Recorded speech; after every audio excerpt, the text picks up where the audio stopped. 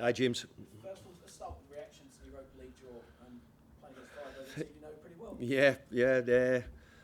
Well, the manager's done a great job at Freiburg. I know that. He did a great length of time at the one club, which we said before. So, look, I'm looking forward to get back and playing them again. Obviously, I thought they were the toughest team in the group. I thought we did have a tough group with Freiburg and Olympiacos in the group. So we have to go back there again and see if we can win for a second time. Will it help this time going back with fans able to come out there and enjoy the trip this time? Well, the supporters will know what it was like when we went to Frankfurt a couple of years ago. I don't know if I could put it right at that level, but certainly the atmosphere inside the stadium at Freiburg was fantastic, and it'll be good that we can get our own supporters there as well.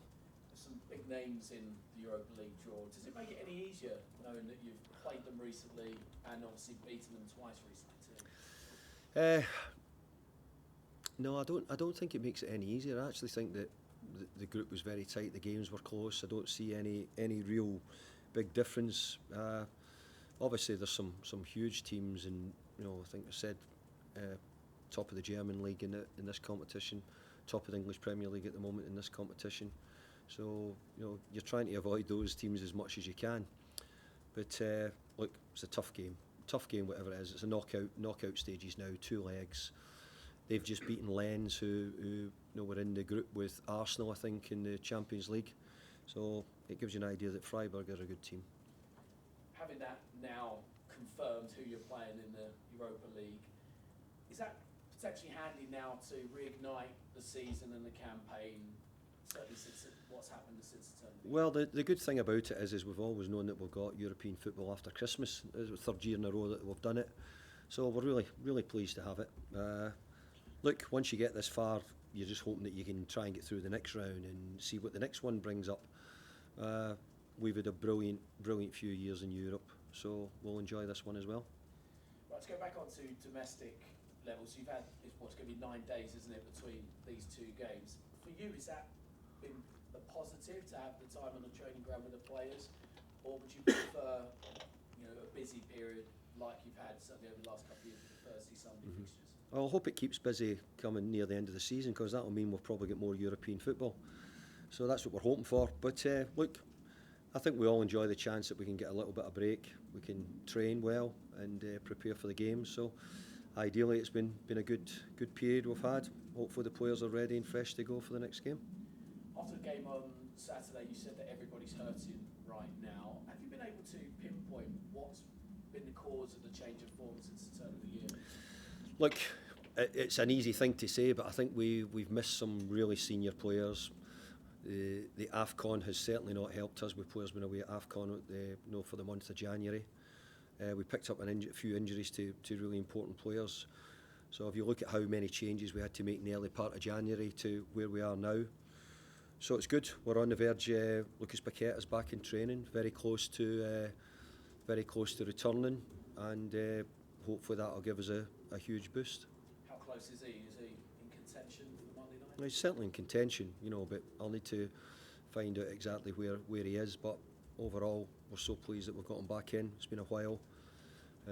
We've just had Mick back last week for the first time, and as I said, Mo was out as well. He was away in the African nations, so it's good that we're beginning to get them all back together.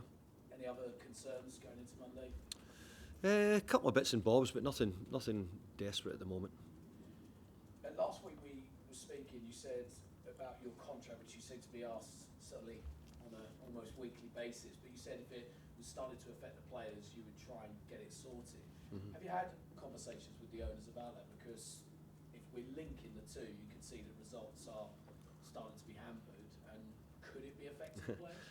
Well, first of all, I don't think the contract's affecting the players, but I'll answer your question. Yeah, I've had really good conversations with the owners, with David and Karen Brady, and look, there's a contract there for me. I'm the one who's at the moment deciding that I want to wait. I want to wait to the end of the season. I want to make sure that everything's correct, and that first and foremost that we concentrate in this season, do the job. But I've really enjoyed my 4 years here, and one way or the other I'll make sure I see my contract out. Is there a reason why you want to wait so long till maybe the end of the season? Yeah, Yeah, plenty of reasons. Got to make sure that I think it's the right thing for the club. Got to make sure it's the right thing for me and my family. And at the moment, I've spoken to the board. I got on really well with them. As I said, I've had a fabulous 4 years, and you think we're just talking about Europe there, and we're talking about how you get to Europe in the first place is be successful in the league. So no, we'll sort it out, but I'm happy for it to wait. And final one from me, on Monday nights, in front of the home fans, London Stadium, evening kick-off, we've seen the noise, we've heard the noise, we've seen the banners put up by the fans, but what do you want to see from the fans on Monday night? It's what I want to see from the players, the performance from the players. It's always the one that ignites the supporters. Our performance is the most important thing. Let's concentrate on the pitch, and hopefully everybody concentrates on the action on the pitch. Thanks, Dave. Niv? Hi, Niv. Good afternoon. Despite the challenging results recently, what is it encourage you the most with the West Ham side? The players, the group of players we've got, how well they've done over seasons, how well they've continued to come from behind at different times. But in the main, they've been excellent. The players have been so good, and I don't know any group of players at any club who don't go through periods where they don't quite hit their top form. So we have to find ours quickly. Brentford Monday night, big London derby, and West Ham never managed to beat them in the Premier League. How confident do you feel out of this one this week? Well, they've always been a really tough opponent. They really have been. I admit that. They think they're doing a great job. Thomas Frank's done a really good job. But I think you would have to think that we're quite a few points above them. So we must be doing something right. Ivan Toney, how impressed have you been with the fact that he hasn't played competitive football for a while, went back and been so consistent since his return to Well, I'm not an expert on Brentford and Ivan Toney, but I can tell you that the games I've seen him play, I think he's played really well. I think he's a big player for Brentford, which everybody knows anyway. I've been really impressed by his performances. I've been impressed by his football intellect. The way he goes about his performances, I think, has been very good. And obviously, you're right when you say he's missed a lot of football, so he's come back in very good condition. Just before we finish, last question about your friend Roy Hodgson, please. First of all, if you had a chance to speak to him, how is he feeling? And since he left Palace, do you think we'll see him in football once again?